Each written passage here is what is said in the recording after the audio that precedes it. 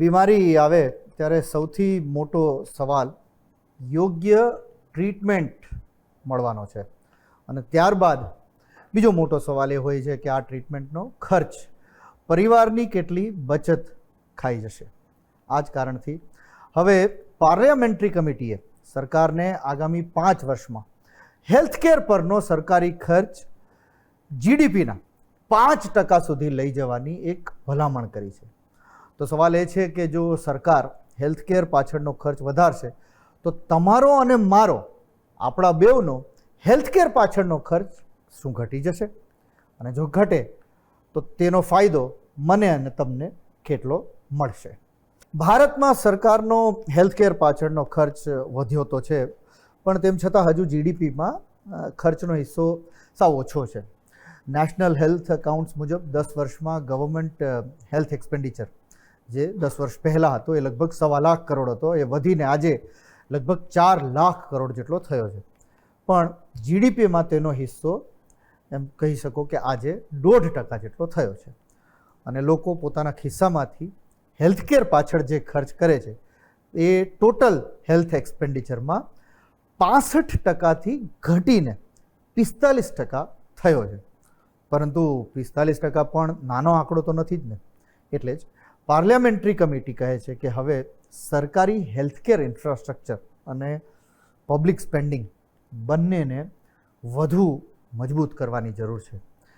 એક જોવા જેવી વસ્તુ છે કે જો 1.25 લાખ કરોડમાંથી 4 લાખ કરોડ સુધી સરકારનો ખર્ચ વધ્યો અને આપણે 65%થી 45% સુધી પહોંચ્યા, તો હજી આ આંકડો મોટો થાય તો આ 45% 25% થઈ શકે. સૌથી મહત્ત્વનું એ છે કે આયુષ્યમાન ભારત જેવી સરકારી યોજનાઓ અને મોટાભાગના લોકો પાસે ખાનગી મેડિક્લેમ કવરેજ હોવા છતાં હેલ્થકેર માટે ખિસ્સામાંથી કાઢવા પડતા રૂપિયાનો જે રેશિયો છે એ ખૂબ વધારે છે. તાજેતરના એનએસઓના આંકડા પ્રમાણે અર્બન ઇન્ડિયામાં એક વખતના હોસ્પિટલાઇઝેશનનો સરેરાશ ખર્ચ લગભગ 50,000 છે અને દર્દીનો પોતાનો ખર્ચ લગભગ 40,000 છે. એટલે કે 83% રકમ દર્દી પોતે ખર્ચે છે. 2025માં રૂરલ પોપ્યુલેશનમાં લગભગ 48% અને અર્બનમાં 45% લોકો ઓછામાં ઓછા એક હેલ્થ ઇન્સ્યોરન્સ હેઠળ હતા. પરંતુ ઇન્સ્યોરન્સ હોવા છતાં દવાઓ, diagnostics, transportation, non covered procedures વગેરે માટે ખર્ચ કરવાનો આવે છે. ગુજરાતમાં પણ પ્રાઇવેટ હેલ્થકેરનો ખર્ચ વધારે જ છે. પ્રાઇવેટ ફેસિલિટીમાં હોસ્પિટલાઇઝેશન માટેનો એવરેજ આઉટ ઓફ પોકેટ એટલે કે ખિસ્સામાંથી મેડિકલ એક્સપેન્ડિચર 50,000 રૂપિયા જેટલો છે, જ્યારે ગવર્મેન્ટ ફેસિલિટીમાં તે માત્ર 6,000 રૂપિયા જેટલો છે. એટલે એક જ સારવાર પણ હોસ્પિટલનો પ્રકાર બદલાય એટલે પરિવારના ખિસ્સામાંથી જતો ખર્ચ અનેક ગણો બદલાઈ જાય છે. તરકેવો દઈ શકાય કે પેલી સરકારી હોસ્પિટલ છે, આ પ્રાઇવેટ હોસ્પિટલ છે, એટલે સુખ સગવડતાઓ થોડી કદાચ જુદી હોય એટલા માટે થોડો ભાવ વધારે હોય, પણ આ તો 8 ગણો ફેર છે. ગુજરાત સરકારનો હેલ્થકેર પાછળનો જે ખર્ચો એ જીડીપીના 7%ની આસપાસ છે. પીએમની જે આયુષ્યમાન યોજના છે, આવી જે હેલ્થ ઇન્સ્યોરન્સ સ્કીમ એના માટે પણ ગુજરાતના 2026-27ના બજેટમાં લગભગ 3,500 કરોડની જોગવાઈ કરવામાં આવી છે અને લગભગ 3 કરોડથી વધુ લોકોને તેનો લાભ મળવાનું એક પ્રોજેક્ટેડ ફિગર છે. પરંતુ અહીં એક મહત્ત્વનો ફર્ક સમજવો પડશે. ઇન્સ્યોરન્સ એ સારવારનો ખર્ચ ચૂકવી શકે છે, પણ પબ્લિક હેલ્થકેર સિસ્ટમ સારવારનો ખર્ચ જ ઓછો કરી શકે છે. જો સરકારી હોસ્પિટલમાં સારું ઇન્ફ્રાસ્ટ્રક્ચર, સ્પેશિયલિસ્ટ ડૉક્ટર્સ, ડાયગ્નોસ્ટિક્સ અને દવાઓ જો ઉપલબ્ધ હોય તો દર્દીને મોંઘી પ્રાઇવેટ ફેસિલિટી સુધી જવાની જરૂરિયાત ઊભી જ ના થાય અને તેની સીધી અસર થાય છે વ્યક્તિના પોતાના ખિસ્સામાંથી જે હેલ્થકેર પર એક્સપેન્ડિચર થાય છે તેના પર.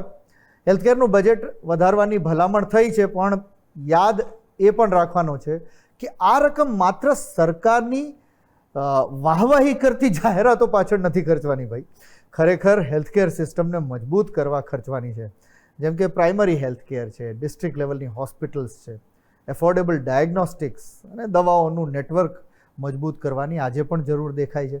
તેનાથી પરિવારોની બચત મેડિકલ ઇમરજન્સીમાં ઓછી જશે એવું આપણને લાગે.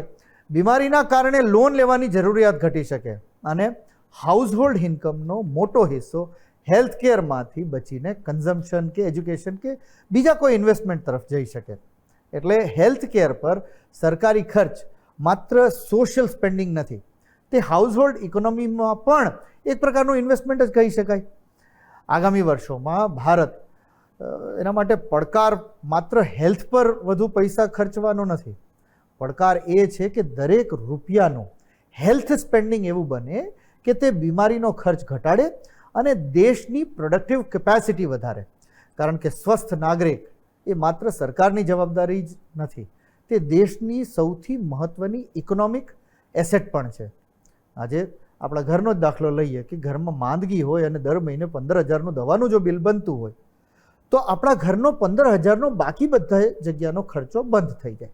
એવી જ રીતના જો આખી દેશની હેલ્થ કેર જે છે એના ઉપરનો જો ખર્ચ એ ક્યાંક આ રીતના ઘટાડવામાં આવે તો બાકી બધી જગ્યાએ પ્રોડક્ટિવ આઉટપુટ વધે.